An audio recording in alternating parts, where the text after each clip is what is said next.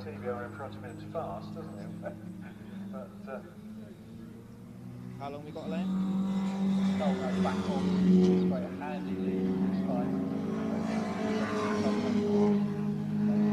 Win from pole position, backing up is win from yesterday. How long have we got? Race lap, not hugely, only by about a second, but that's all it takes to try and get to the flying rock goal. So yeah, that has, yeah. He actually can't, oh, there's a... We're live, yeah? Other than that, you can't see a car behind you. Alright, sorry about that, guys. Bit of delay. Welcome back, folks, to a sunny day here at Snetterton with Sports Live Now, and we're all set in the assembly area here for what is the second race of the two for the MGC Cockshoot Cup. And, well, I'm Paul Walsh, and I'm joined here by Charles Boniface. Charles, all set for another round of racing here, the final one of the season. How are you feeling for it? Yeah, it should be good, to be fair. Hopefully a little bit better than yesterday. Hopefully there'll be a few more racing laps today. Obviously with the safety car yesterday, which took most of the time, or at least half of the race time, didn't it? Sadly, Helen, who caused that, isn't back today. We've not seen her lining up here in assembly, but yeah, hopefully it should be a good one between the rest of the grid. Oh, most definitely. And as we look behind us right now, drivers all gathered, plenty, and all raring to go. Of course, we have had a slight delay to proceedings this morning with the incident in the BCV8 qualifying, but that only serves to heighten the tempers and the itchiness from our drivers to go racing. We're very shortly going to hear from some of them. But Charles, a good race yesterday in the fact we got to see plenty of action despite it only being a 6-minute race effectively. Yeah. To be fair, the safety car really bunched them all back up again, didn't it? So gave us a little bit more action than we were even hoping for. So yeah, hopefully without the safety car, we'll get the same sort of thing again today. Oh, indeed. Well, without further ado, let's go have a chat to some of our drivers. We'll start to make our way on over. And we're going to start with our number 8 driver here. And I do believe we're trying to get a word with Mark. Have you got time for a quick word? So how are you feeling going into the final race of the season? Yeah, well, good really. Just we had a problem yesterday. Well, we've still got a problem with no second gear. So I'm bogging a little bit in a couple of the tight turns because we need second because it's not the most torquiest engine in the world. But yeah, it's good. Yeah, I look forward to the next challenge, and always a challenge. But yeah, I was a bit worried yesterday. Dave was biting at my heels when I was struggling to get the gears, but I managed to sort of out-drag him down the straights and out-fox him on the safety car. So yeah, it was. I enjoyed it. It was a good race. Oh, indeed, it was a really good restart under the safety car. Of course, only 6 minutes of racing then. Perhaps we're going to have the full 20 minutes today, and you're missing a gear. So what's going to be the sort of strategy to try and offset the fact you're missing that second gear? Well, again, you work with what you got, and yeah, it's just a case of trying not to let it bog down so much. I'll probably go in a little bit later and get the power on the power a little bit quicker, so if it does bog up, the momentum is a bit quicker, so we don't lose them tenths where we wouldn't do if we're in second gear, you know what I mean? So yeah, and we're on some old. We decided not to buy any new tyres at the end of the season, so she's getting a little bit skitty. But hey, I'll cope with that. It's just that yeah, they're such a great car anyway, and you know, even with sort of boldish tyres and no second gear, you can still have a great load of fun with them, you know what I mean? And they still perform, you know, so. Oh, 100%, and we look forward to seeing how you get on. Best of luck for this season finale with worn gearbox and worn tyres, but we hope you can give it your best. Thank you. Take care. Cheers. All right, it's a hearing there from Mark Wright, and as we come along a little bit now to our next driver, in fact, I'm going to just run on around here. I'm going to try and grab a quick word with our number 1 of David Morrison. David, you got time for a quick word? David, you got time for a quick word? I'm all right. I'm in my zone, thanks. No worries. All the best for today. So I'm not going to hear there from Dave Morrison. He's all in the zone. What about our number 4 driver here? Keith, have you got a quick time for a word? Yeah, got a quick word, mate. So final race of the season, all set to go in the B class. How you feeling? Sorry, C class, I should say. How you feeling for it? Yeah, I'm excited. Looking forward to a good race. There's a lot of permutations that could happen today. So I'll be happy to put it back on the trailer in one piece, which is the biggest target for today. But yeah, we'll have a go and I'll try my best to see what we can get done. Oh, indeed. And speaking of those permutations, what's going to be the target in this race beyond getting the car back on the trailer? I'm targeting to get a win if I can. But I think the best thing to do is just keep myself in the top 2 or 3, and then as the race progresses, I plan to have a push later on in the race, because they don't hand the trophies out on the first corner. Oh, very true. Well, with that, we'll leave you to it. Best of luck for today, and we'll see you at the checkered flag. All right, thanks a lot. So hearing that from our driver of what was Keith Eagle, and I believe we might have time for the number 19 as well. As we make our way over, we're going to try and get a word with Chris Greenbank as he's just opening slip there. Good afternoon, good morning to you, Chris. How are you feeling for this season finale? Yeah, I feel very good. I'm getting a decent start in 4th, so hopefully I can get on the podium. Oh, indeed, we'd love to see that in the lovely green machine. Well, not sure if it's green or whatnot. Let us know in the chat what colour you think the car is. But with regards to this race, cooler conditions today, quite a lot of cloud compared to yesterday. Is that going to change the way the car behaves on circuit? No, it's a little bit cooler, so I'll warm my tyres up more on green flag lap and just get stuck in. Oh, indeed. And then in terms of this circuit, of course, battling for a podium, where do you think the key overtakes are going to come? Diving into the hairpin. Just going to get on late on brakes and dive on inside. Well, we look forward to that from yourself, Chris. Good luck for today, and we hope to see plenty of action in Agostini from you. Thank you. So here now from our number 19 driver, he's all ready to go. And then coming to our number 15 here of John Payne. John, you got time for a quick word? So regards to the race, say, how are you feeling for the season finale? Yeah, I'm looking forward to it. Yeah, it should be a good sort of... I'm hoping just to keep things nice and steady and have no spins like I did yesterday. Oh, indeed. And with it being the season finale, of course, what else do you want to keep it steady? Are you looking for a big result today to end the season on a high? I'm just hoping to come second in my class, yeah, which should mean I come second in the class championship, yeah. That'll be fantastic to see, and I'm sure with regards to the fact this series, it's not just about the drivers, but it's also about all the family and friends here. Have you got all family and friends joining you today? No, no, nobody. Oh, goodness me. Well, I'm sure many tuning in will be supporting you online. All the same, friends and family are tuning in as well. They'll be wishing you all the best, and we wish you all the best of luck for this race. Thank you very much. Cheers. So here and there from our driver, and then coming to the lovely what is machine here in the form of, well, I haven't got quite a door number, number 30 in fact, and that's Carl Green. And as we come to Carl, you got time for a quick word? So a good first race yesterday, and now it's the second race day, season finale. How are you feeling for it? Well, I'm hoping I have a better race than yesterday. I got a little bit caught up yesterday in the safety car incident, so I lost a lot of time there. But yeah, last race of the season, so it's all to go for really, because hopefully it goes better than yesterday.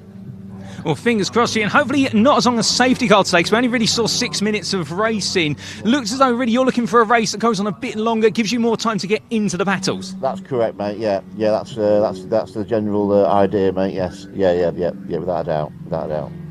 And well, with that, we'll leave you to it. Best of luck for today, and we'll catch you at the checkered flag. Okay, thank you very much. See you later.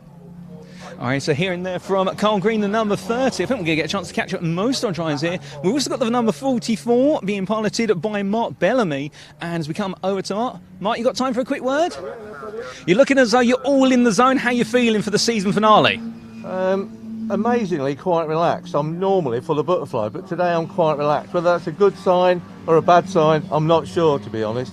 But it's been a great season. Me and Colin, 2 up there, we've had a great season. We've had a great battle, and we'll go again today. Oh, indeed. And speaking there with regards to Colin Stubbs, so that it's between you two really in terms of that battle. Where do you think you've got the edge on your rival? I think I'm quicker around Coram. I can get by the side of it, but it's stopping it and turning at the ends that's the problem. But we'll keep trying. We'll be there. I've got to get it off the line. My starts have been awful, so I need a good start today. Oh, indeed. The start's always ever so critical, and particularly if we've got a full race here as well of 20 minutes. And just cooler conditions as well today. Is that going to change the way you approach the circuit? I think the tyres are not warm. They're dead cold. They haven't had a run today, so we've got to try and get them as warm as we can on the green flag lap, because if not, this track just seems very slippery this weekend. A lot of rubber down, quite a lot of oil, so we've got to be careful today. Oh, indeed. Being careful and cautious is the way to success. We wish you all the best luck for the season finale. Thank you. Thank you very much. So hearing there from Mark Bellamy, and as we carry on through, we've got quite a bit of time still. I think we've got time for at least one more interview, and therefore we're going to come to this man, David Coulthard, the more infamous David Coulthard. David, as we come to yourself, I think turning the engines over now, how are you feeling for the season finale? Yeah, looking forward to it. But yeah, hasn't been a bad season, but a bit lousy today. I just hope I'm not as bad as I was yesterday. Oh, indeed. And, well, it being the last race, have you got a target in mind of where you want to finish? Top half a dozen again, but whether that comes off is up for grabs. I'm not really in the zone today, as they say. It's not happening. Just making up the numbers. Well, you may not be in the zone, but we hope you're able to find your way to the zone you want to finish in. Good luck for the race. Thank you very much. Thank you. Cheers. So our last interview there, and I think without further ado, we're going to start to make our way to our ideal position. And I think with that, we can throw up the results from yesterday's race, the first race of the Cockshoot Cup. And, well, as we just bring those up on our handheld device, give us a moment, ladies and gentlemen, we'll take you through what those results are. They may be appearing on screen at the moment. But it was yesterday overall your winner of Mark Wright ahead of Keith Egar, with then Chris Greenbank P3 ahead of David Morrison P4, John Payne taking that 5th place finish, then Mark Bellamy P6. It was then Colin Stubbs P7, David Coulthard P8, Gareth Jones P9, Carl Green P10, and then Greggy Elwood and Phil Rigby finishing outside the top 10, but still making it to that checker flag. We did have the unfortunate retirement of Helen Waddington, and, well, then that was your results from yesterday. And I think now we can potentially come to the grid for today, and I'm going to hand over to Charles. Yeah, so just briefly while we take our walk up, obviously you can currently see the results from yesterday's race on your screen. While we take a little walk to get into position and hopefully find you a little bit of a better vantage point to look at, we'll play you a little bit of a Live Sport Now promo, so you can find a little bit more out about us. Roll VT. We're skanking the rave. Run with coke, no shanks in the rave. No shanks in the rave.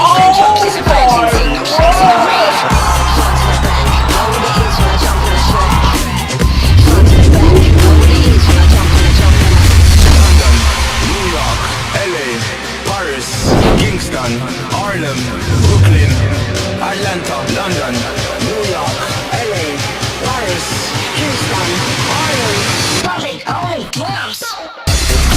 Important to win, sorry, to draw the game. And she scores!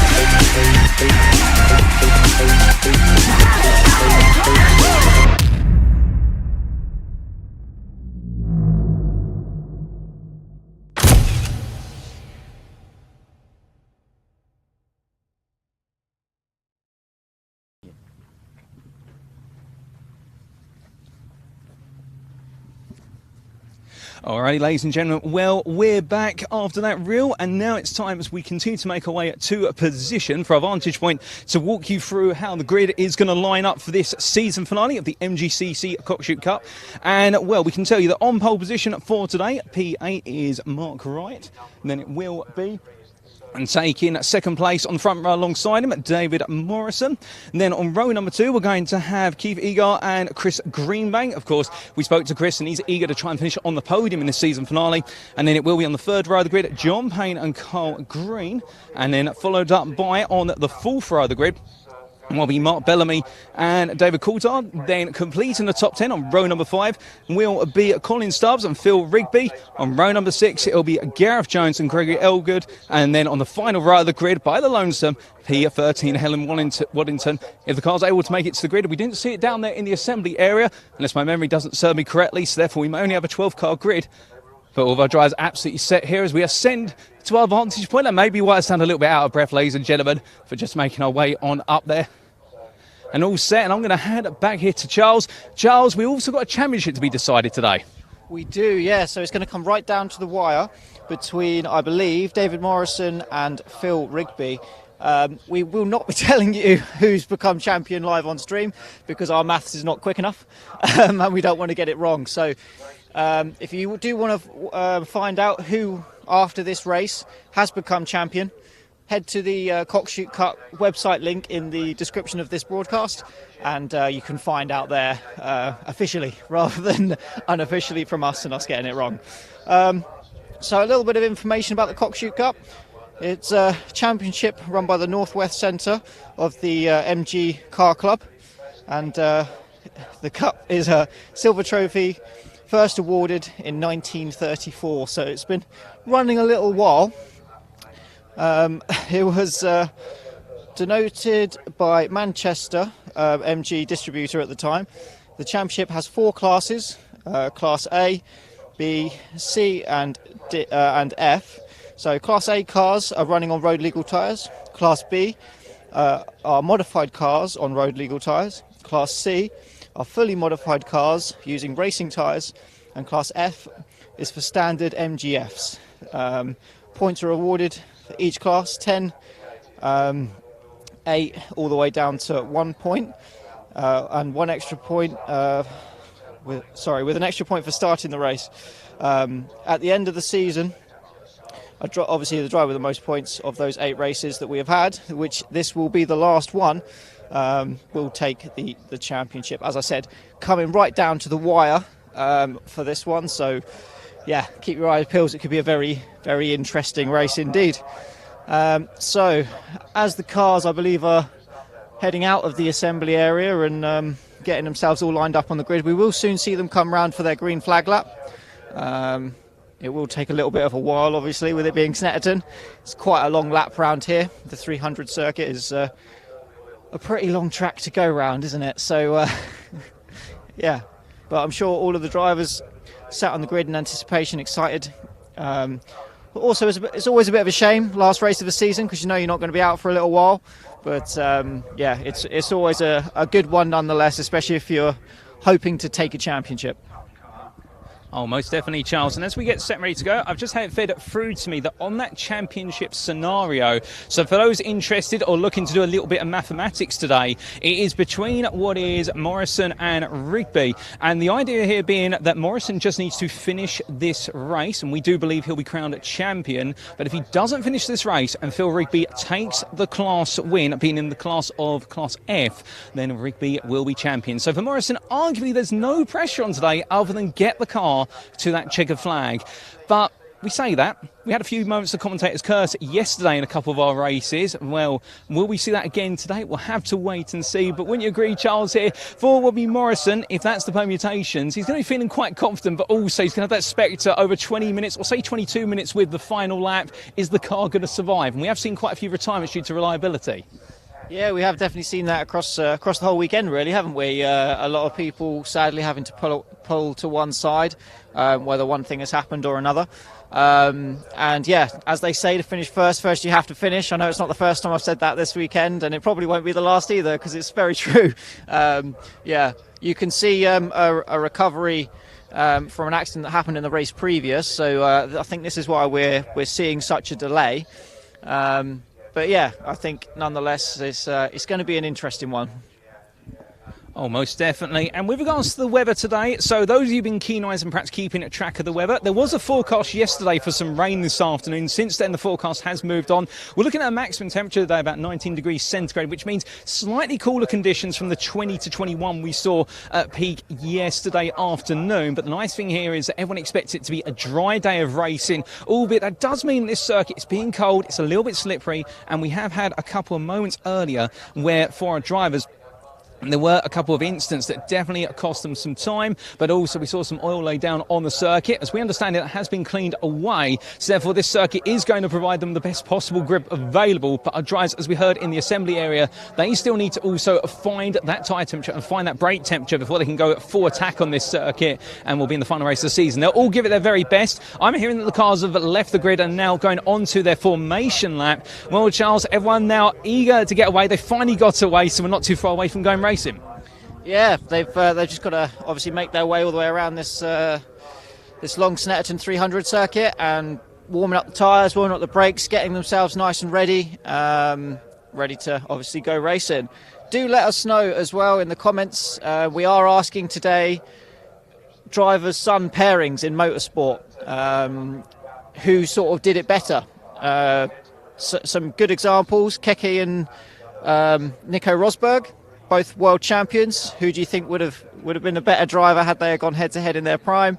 And obviously the Sainz as well, Carlos Sainz Senior, obviously a two-time world rally champion, or Sainz Junior with obviously a couple of wins there for Ferrari. So who do you think has actually been the better of the two drivers? I know they're slightly different disciplines, and I know it's really split us as a commentary team today when we've been discussing it. So yeah, do let us know in the comments. Do you have any other father-son pairings in motorsport that you think one potentially would be better than the other? I know we've chucked around the Magnusons as well, which is a very sort of tricky one to call, as they've obviously both raced in Formula One with different levels of outside as well. So yeah, do let us know in the comments. We can read them. We will respond. Try and keep it clean. I say try. Don't try too hard. It's always funnier. But yeah, do let us know in the comments. Driver or father-son driver pairings. Who would you have to pick between? Oh, indeed, so many good ones out there. And like Charles was saying, it split us at the coffee table this morning as we're getting ready to cover the action today. All drivers just making their way now onto the second half of lap of this formation lap. And Wright just leading them nice and gradually in to what is there, the Brundle-Winter-Nilsson complex. A complex which did catch out many drivers yesterday afternoon, albeit not in the Cockshoot Cup, but in other MGC series. Will we see anybody go straight on there today, particularly in the start of the race, or at least go a little bit deep? Of course, it's always a tricky pair of corners to get right. And as they make the way on around right now, well, everybody getting themselves set going around through Bombhole and into Coram, but it's going to win. In fact, the sun coming out now, so that's going to add an extra element here as the circuit will start to warm up a little bit. And I can tell you folks, there is quite a crowded circuit here today, and the fact we've got plenty of spectators coming about. I think they might have been lured in by the roar of the V8s, but to be fair, let's not underestimate the little MG ZRs, the MGFs, the MG midgets here as well. Indeed, these machines, they may not be as boisterous in terms of the amount of engine noise, but they have their place on the grid and can generate fantastic racing. We saw that in the first race at Snetterton here as of yesterday, and now as they make the way on through Murray's Corner, we are only moments away from heading to the grid to go racing. Of course, where we're perched up, we'll see the drivers as they make the way up towards Wilson Hairpin at turn number 2, the corner named after the British driver who unfortunately no longer with us due to an incident, I do believe it was in the American series of IndyCar, unless I'm very much mistaken, originally known as Montreal Hairpin at turn number 2. And still in our drives, indeed, a number of the corners here at the Snetterton circuit named after infamous British motorsporting personalities. And, well, we do have not just there what it is, Wilson Corner, also Palmer at turn number 3, Brundle at turn number 8, if my memory serves me correctly. We've also got Hamilton, perhaps the biggest name here, or one of the biggest names, at turn number 5, and Williams at turn number 7, and Murray's at the final corner. And then we do have the Senna straight. Well, everyone knows Ayrton Senna, not quite a British personality perhaps, but a big impact on motorsport around the world, even in the United Kingdom.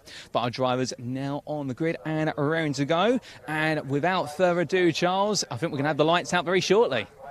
Yeah, it looks to be lights out very, very soon. I think the last people are just currently taking up their last few positions on the grid. And we are just about to go racing. And that's lights out and away we go, to quote a famous commentator. I will hand over back to Paul, and I'll give you the pleasure of calling the first few calls. Oh, indeed. And as our drivers get underway, we're about to see them make the way out of Riches and up towards Wilson Corner. Looking as though we've got 2 wide in the battle for P2 already. I think that might be Eagle versus Morrison as I head into the braking zone there for the hairpin. Everyone going in this time, in fact, getting very close down to the Concertina effect. And as they make the way on out, heading up towards Palmer Corner now, well, it's quite a long run in these machines. They make the way in towards turn number 3, and they'll shortly be coming into a full-bodied view here as they come out of left-hander. Everyone safely made it through the first couple of corners here, which is always fantastic to see. And as they make it through, race lead starter right, our pole sitter has dropped on behind there, and I believe that may be Morrison now who's taken the lead as they make the way down into turn number 4. Right, immediately trying to look for a move back up the inside here, can't quite find it. So that is the number 4, we can confirm, of what is Igor, in fact, that's jumped into lead, but he's under pressure on right immediately. Further back there, we see a potential move trying to be made in the battle between Ilgood and I think that is the number 9 of what is Rigby, with Ilgood ahead of Rigby. In fact, Ilgood gained 2 places off the start as they make the way through Hamilton and what is up into the Williams-Oggies complex. Well, Oggies into Williams, we should say, getting the right way round. We've got the number 30 there at the back of the field of Green. Perhaps slow start, perhaps some issues off the line. But as they make the way on around here, going on to the Bentley straight now. Well, we do remember right saying just about missing a gear, and I think that second gear may have cost him at the start as they charge on down. But it is definitely right now the number 4 of Igor that is absolutely flying away as they roar their way up into the braking zone. More ways Brundle into Nelson, heading on in. We've also got the number 15 trying to put pressure on the 19. That is Payne chasing after Greenbank, but Greenbank holding firm at the moment. And as meanwhile, we have a battle further back. That's going to be the number 2. Always Elgood battling there side by side with the number 9. And that number 9 there being Rigby. Rigby defending, holding the inside to outside. Elgood forcing the inside there, albeit as we slightly lose perspective. And I think as they emerge out the corner, unless I'm very much mistaken, I think it is Elgood who may have held the position there under intense braking, battling. But meanwhile, as our leader's coming on through the final corner, you see right now getting himself up to speed. I think he's found a way to offset that second gear that's missing as they go on to the start finish straight. Looking for the move. Meanwhile, definitely Elgood now being almost passed around the outside into Coram corner as they make their way down to Murray. It's going to be side by side here between Elgood and what is there? Jones. Jones going all in, but can't quite find it. It's Elgood holding on, but it's a battling defence there from Elgood as they make their way into lap number 2. Fantastic start to this race, Charles. Yeah, fantastic start to this race, and obviously everyone getting away cleanly, which is always the important thing. We are now into our second lap, and there's been no retirements, which is an improvement on yesterday's race. Yeah, we are still well underway and racing, and as you say, making some good progress there. Both the people that are fighting for the championship, Rigby coming forward on that lap, Morrison sadly going one step backwards, but as you said, I think only he needs to finish. So right now he's doing what he needs to do. Oh, indeed he is. And meanwhile, as our leaders come charging down to Agostini for the second time of asking, right again, just a little bit off there, but getting very close now into the corners. And as they make the way through, these are the corners where Wright is going to feel that missing second gear, in the fact you won't be able to go all the way down the gearbox. You have to use third gear to push the car out the corner, albeit it should hold the revs quite nicely. And as they make the way through turn number 5 there, meanwhile, further back, everyone now line astern. I think after the early battling, most of our drivers have calmed down, started to settle into a rhythm. Again, it is a 20-minute race. We're only at 3.5 minutes into it. Time passes quickly, and then so, as we can see, a little bit of sideways action for a couple of drivers. And meanwhile, as we do look to, where's their number 30 continuing its way on around here of green at the back of the field, they then make their way down onto the Bentley straight, and you see right there, the gap still standing at about 3 to 4 tenths as they charge their way on down. And again, the number 4 of what is Igor just able to inch that gap open little by little as they make the way on down to the braking zone. Meanwhile, coming up into our view very shortly, we will have the battle there of the number 83 making its way past the number 15, and that number 83 being Coulthard there, making another place up versus what is the car of Payne. And well, as our drivers make their way under the bridge here and onto the back end of the lap, nice move they made there by Coulthard. Meanwhile, looking to our leaders, right, getting incredibly close going through Coram corner. I think what he's trying to get played out right now is that he's trying to get Igor to make a mistake. They go offline into the final corner, but of course if he's offline on the inside, then he's got all the defense, he can park the car on the apex, and well, as they clear our camera shot, it is them staying as is. They make their way to the timeline. Meanwhile, further back, we've got the 83 under major pressure here from what is Payne. Payne trying to come back for the move, can't quite get it, but the small and nimble car of Payne in the form of the Austin Healey Sprite, definitely trying to tuck in there, nipping and tucking all the way, and that's what he's got to do. He's got to hound and harass in order to make that move happen. Yeah, Edgar there still staying into the lead to Wright, to Morrison, to Greenbank, to Coulthard, who made up a position on that last lap. Looking around this track, there's only a few places where you actually need to use second gear, so Wright isn't in the worst position. Obviously you've got hairpin at turn 2 and you've got Agostini. The rest of it is mostly sort of third, fourth gear corners, so he shouldn't be too hampered, and he's clearly dealing with that issue very, very well. I will say though, if Edgar wanted to be a little bit smart, he could do a little bit of, not brake checking, but just hovering on the apex, so he, you know, Wright's tucked underneath his bumper enough that he could get away with doing that, and you can see that he's very much tucked underside his bumper as they go through Hamilton's. Maybe a potential move into Oggy's, we will soon see. Can he get him on the brakes? No, I think he's thought, oh no, he has gone down the inside. It looks like Edgar out-braked himself, and Wright just went, well, I'll take that, thank you very much. Free position for me. So it'll be interesting to see now as they come onto the back straight. It's almost the perfect position for him to overtake. He's got a very, very long time till, you know, that second gear issue will hamper him, and like not till turn 2. So can he break away and create enough of a gap to make sure that he's kind of safe for when he does come to those corners again? As I was saying, you know, Edgar coming out of Murray's, for example, the last corner, overslowing the car a little bit there would have been a perfect way to really try and build that gap. Can't say that I have or haven't maybe done that to somebody potentially in the past, if you know someone's carrying an issue. But it is a smart thing that you can do around this track. Normally a third gear corner, you can see him coming around corner now, and he has really started to build that advantage, Paul.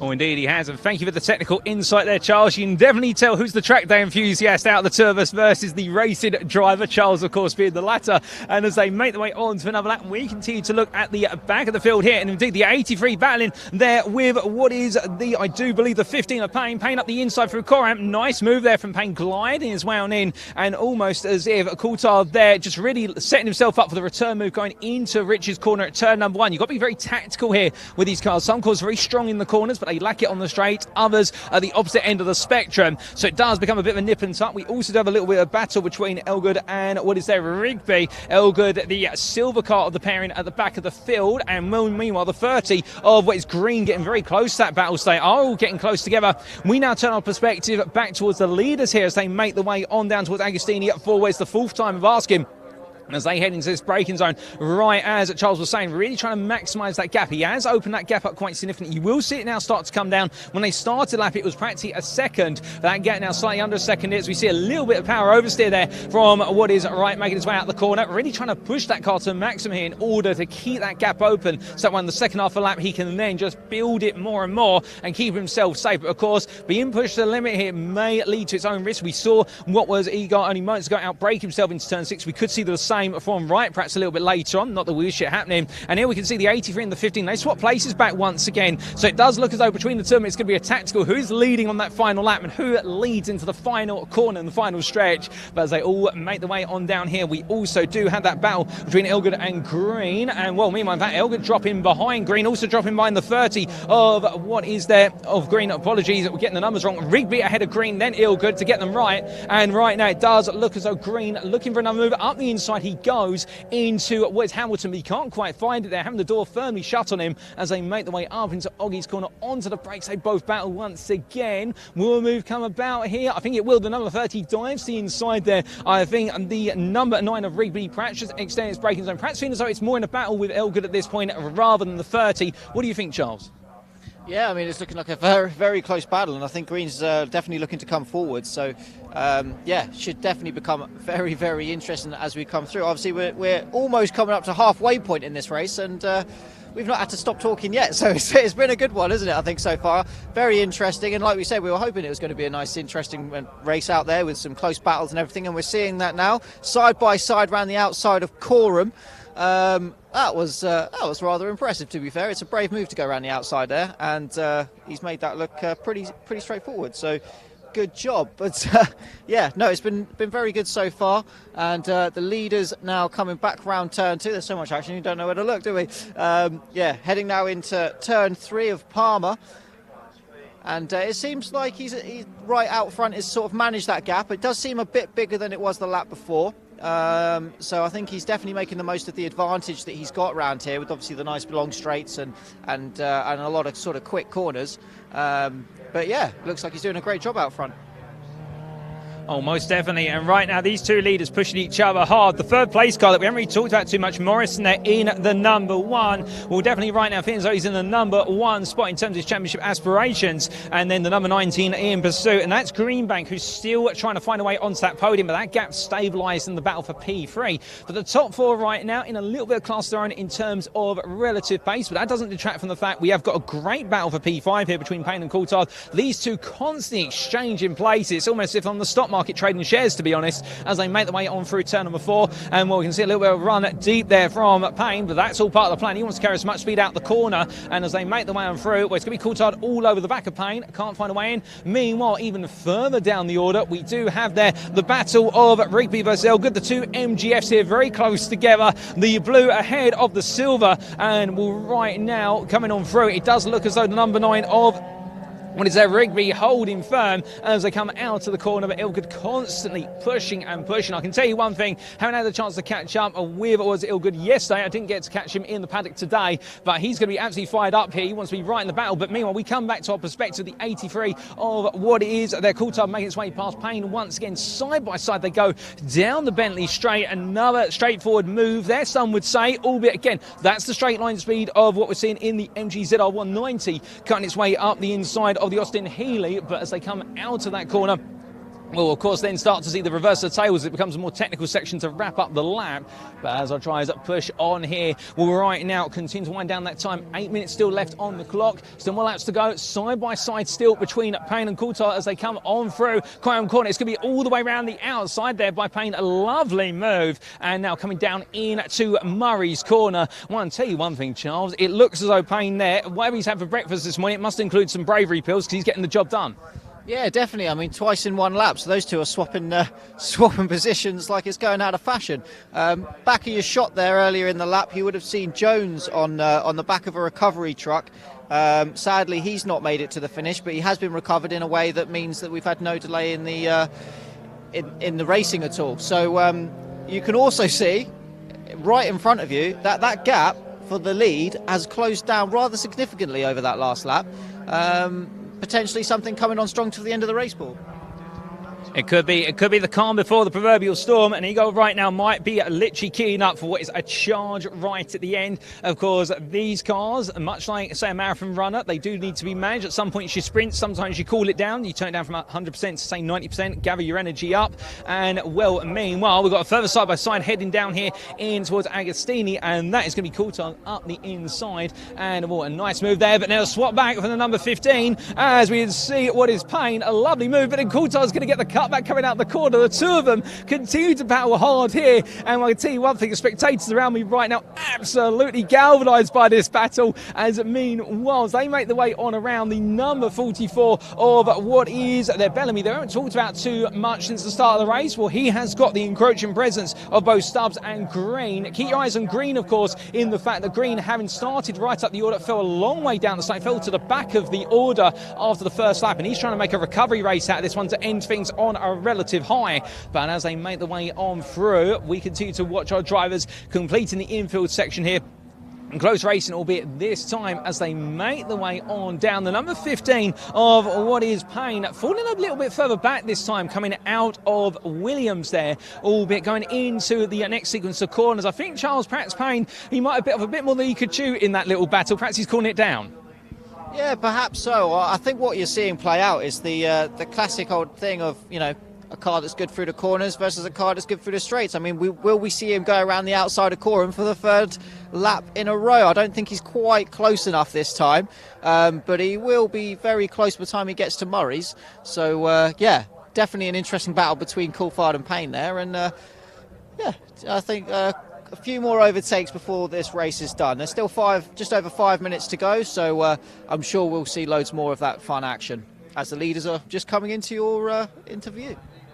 Oh, indeed, and as they do, you can see that gap between the right and Egon now down to 4 attempts going on to this lap, and it's around about that region as they make their way out Agostini. Meanwhile, behind, Morrison is closing up a little bit. That gap has dropped down to leaders to what is now about 11 seconds. Little bit of lock up there from the number 19 of Greenbank. He's pushing on. He's bringing that gap down to Morrison. It's now down to a 3-second gap as they make their way out Agostini, and as they charge on around here, well, again, that leading quartet a long way ahead of the field. And well, meanwhile, as we do then gradually see the P5 car come into view, that is going to be Coulthard. It's still ahead of Payne here. I think Coulthard, well, in that age-old, the battle of the handling car versus the power car, he's definitely powering his way clear.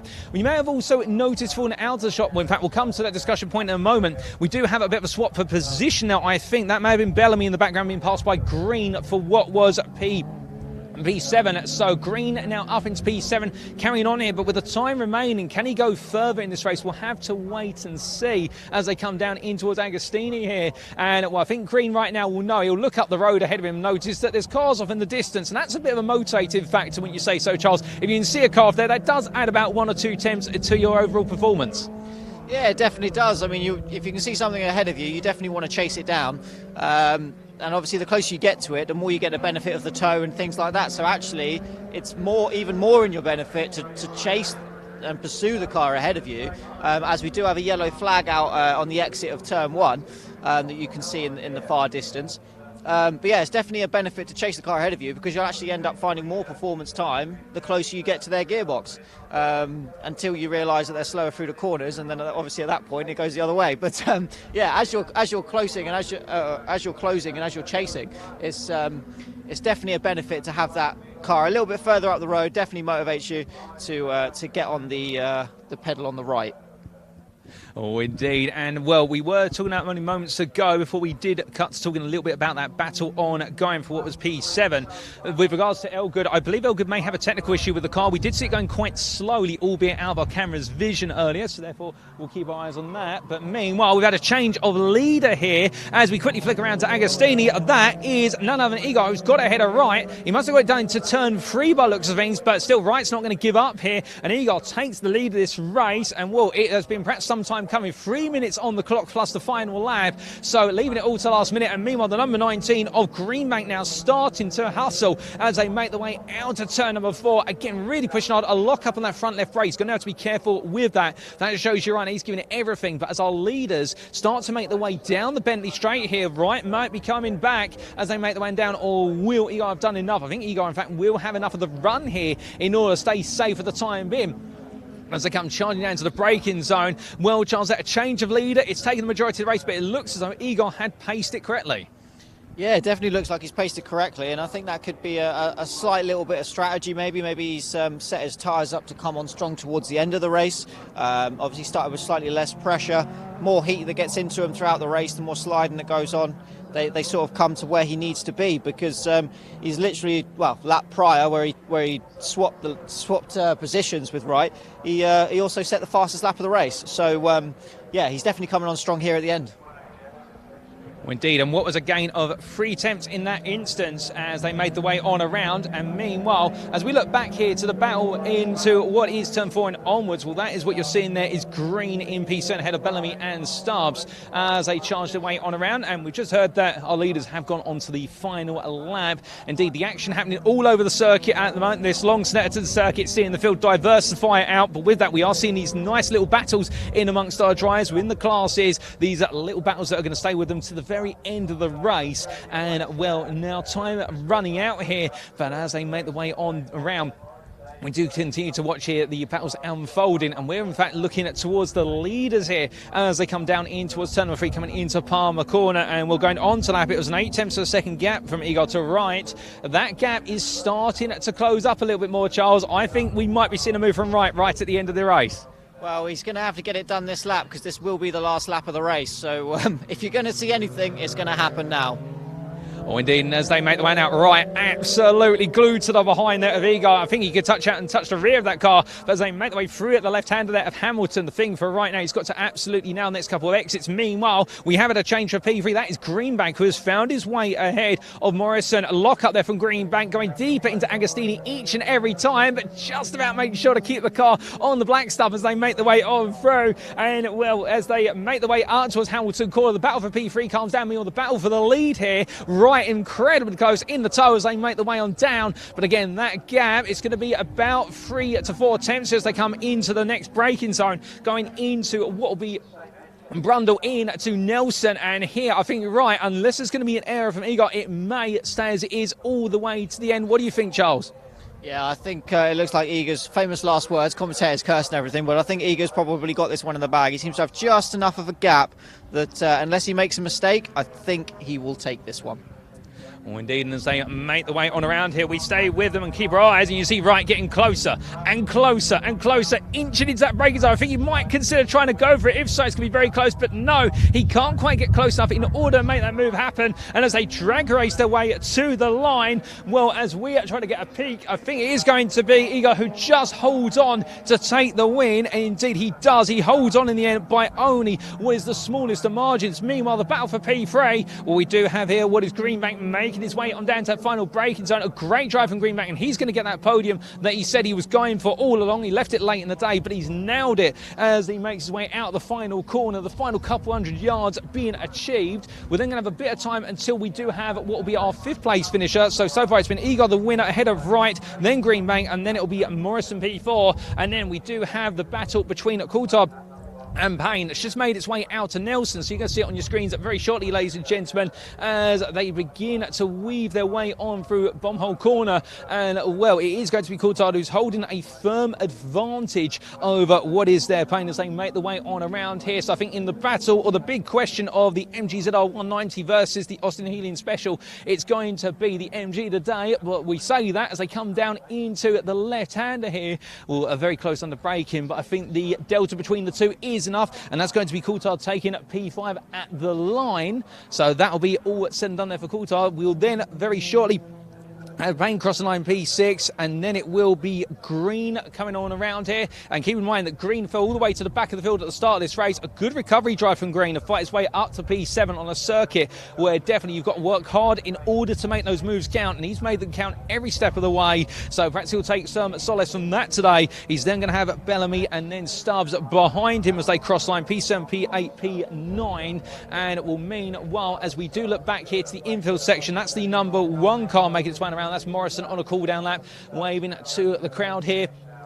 And I think also we do have the car of Elgood, which may have come into a couple of issues, but it's still running around there. It's still trying to get to the end as far as I can see, although not 100% sure on that. But meanwhile, all our drivers now mostly across the line. In fact, we have that confirmation of Stubbs P9, and I think Rigby are going to be crossing the line very shortly for P10. But a fantastic, in fact, yes, just crossed line P10. A fantastic race, Charles. What a way to end the Cockshoot Cup.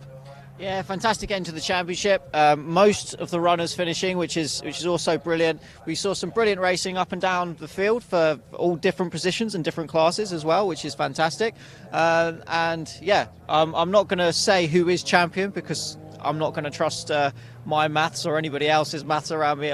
We can wait for the official order and everything to come out. If you do want to find out more about the Cockshoot Cup, then do look in the description below. There is a link to the website where you can find out all you need to find out, and also find out who actually became champion when they officially put the results up. If you haven't already as well, make sure you subscribe to Live Sport Now's YouTube, and do leave us a comment. We are asking today, father-son pairings in motorsport, who do you think is the better of the two? Is it, and also, do you think it's more common for the father to be better than the son, or vice versa? Obviously, Evolution would probably say no, but you know, I think Michael Schumacher would probably say yes. So you know, but that's no disrespect to Mick whatsoever. But when your dad's a goat, it's hard to to live up to expectations such as that. Anyway, I digress. Thank you all very much for joining us for the Cockshoot Cup. I've had a great time. What about yourself, Paul?